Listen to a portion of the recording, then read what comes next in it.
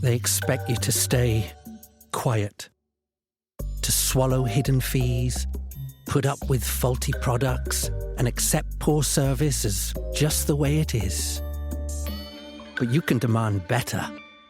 Stand up, speak up, because with Which on your side, you can say no to bad business, buy with confidence, and get the service you deserve.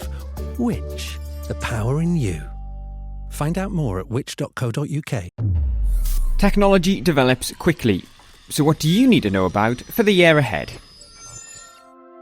Hello and welcome to a brand new episode of Which Shorts, the podcast that gives you a free weekly insight into our suite of magazines. This week I'm going to be getting you up to speed with all the latest tech trends that you need to know about in 2026. In the December-January issue of Which Tech, Nicole Kobe cut through the jargon to explain the tech that's set to shape our lives over the next 12 months.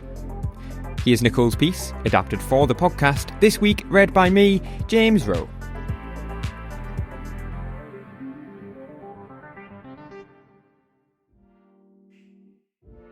For many of us, keeping up with changes in technology used to be easier than it is today.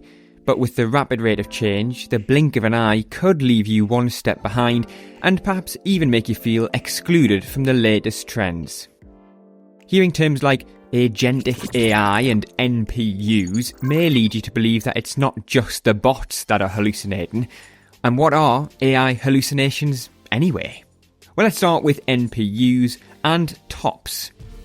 You may well have bought a laptop recently thanks to Microsoft's push to get us all onto Windows 11. And that means you may have spotted a new marketing term crammed into the seemingly random letters that often make up laptop names, and that's AI.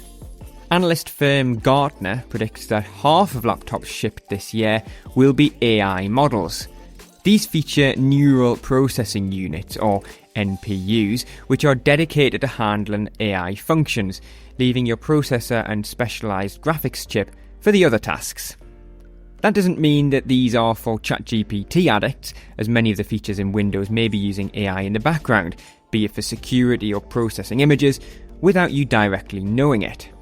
Indeed, to run the built-in Microsoft Copilot Plus services, your PC needs an NPU with a minimum spec of 40 TOPS, or trillion operations per second. These new AI features mean we need better hardware. But the online AI boom is also fueling data centres and concerns about their electricity and water use. That makes this perhaps the most worrying of all tech trends. And it's not just laptops that are changing. Mobile phones are too. Currently, yours is probably a smooth, glassy rectangle that you've safely wrapped in a case.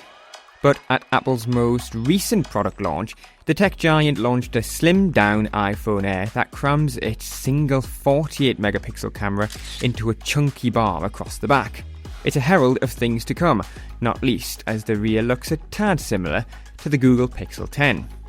Phone software will feel different as well. Apple has introduced a new user interface in iOS 26 called Liquid Glass. Rather than flat, solid colours, it will have a shinier feel as well as transparent icons and navigation, but you might find it harder to see and a bit more distracting.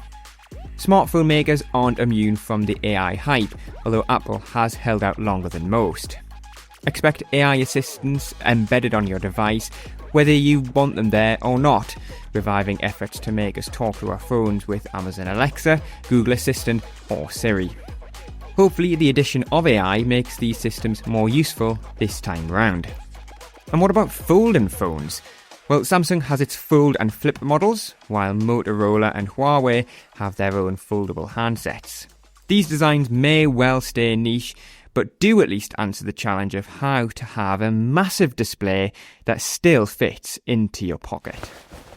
Social media is changing, or at least the way we use it. We're posting less and consuming more. One US survey in 2024 by market research firm The Harris Poll found that half of Gen Z users wish social media was never invented. And no wonder. Research suggests it can be detrimental to mental health, escalate bullying and spread misinformation. This has led to the rise of so-called closed gardens online where socialising, sharing and communicating is kept within restricted groups. That's been extended by chat tools such as WhatsApp and Discord. However, more open conversation, where someone you've never met can respond, is still possible in media comment sections, X and Blue Sky, and sites such as Reddit, although algorithms and our own filter bubbles can limit reach. But are we talking to a bot or a real person? Well, dead internet theory claims that human interaction online was overtaken a decade ago by algorithms and bots, and worsened by the arrival of generative AI. Even if it's not actually true, it often feels that way. It's easy to feel like you're on a roller coaster of change, but if you're feeling out of touch, remember you've been riding it for a while. New tech is nothing new these days. Before we end, here are 6 key terms to watch out for this year. First up, it's Artificial General Intelligence, or AGI. There are 2 things to know about AGI. First, it doesn't actually exist yet and may never be built. Second, the definition shifts to suit the tech industry. Generally, it refers to super smart systems that can manage tasks like a human would, or even better. And that has scared some people that we're building technology that will usurp us. Next, it's autonomous agents. Also referred to as agentic AI and AI agents, these can do more than generate text. They can action it. Well, digitally, at least, such as clicking through a website to set up a purchase, filling out a form with your specific data, and in the workplace, making a decision based on a changing piece of data, such as scheduling maintenance or booking in a meeting. The next one is clanker. That's actually a derogatory word used for an AI bot. Now that word, by the way, is borrowed from Star Wars, in case it feels familiar. It's handy slang for complaining about the use of AI over humans. I called the bank, but a clanker answered. Not to be confused with AI slop, which refers to the output. Clanker is the system. Digital sovereignty is next. Global political turmoil has led to the idea that it might be smart to keep our data, personal, governmental and corporate, on our own soil, with data centres owned and operated by local companies rather than American, Chinese or other conglomerates. This gives greater control over who can see it and use it. RTO is an abbreviation that means return to office, in which companies demand staff stop working from home and commute into the office. Often referred to as an RTO mandate, this move is widely seen as heavy-handed, although many RTOs actually do still allow for hybrid working, with some days at home and a few in the office each working week. And finally, edge computing. In an online cloud model, data and processing all happens over the internet in a centralised data centre. But with edge computing, more of that happens on devices, whether that's your smartphone, sensors distributed throughout a city, or connected cars. That can help to speed up responses, as well as protect privacy, but it also gives hackers a wider range of targets.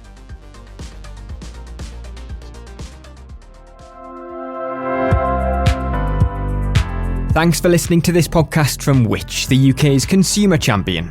You can find plenty more advice about what we discussed today in the show notes. There you'll also find a link to become a Which member for 50% off the usual price, an offer exclusively available to you, our podcast listeners. Joining Which will not only give you access to all of our product reviews, our app, one-to-one personalised buying advice and every issue of Which magazine across the year, but you'll also be helping us to make life simpler, fairer and safer for everyone. Don't forget to hit subscribe wherever you're listening, that way you'll be notified whenever we release a new episode of Which Money, Which Shorts or another podcast that we make for you. And if you want to get in touch with us, then follow us on social media, we're at Which UK, or you can drop us an email to podcasts@which.co.uk. See you next time.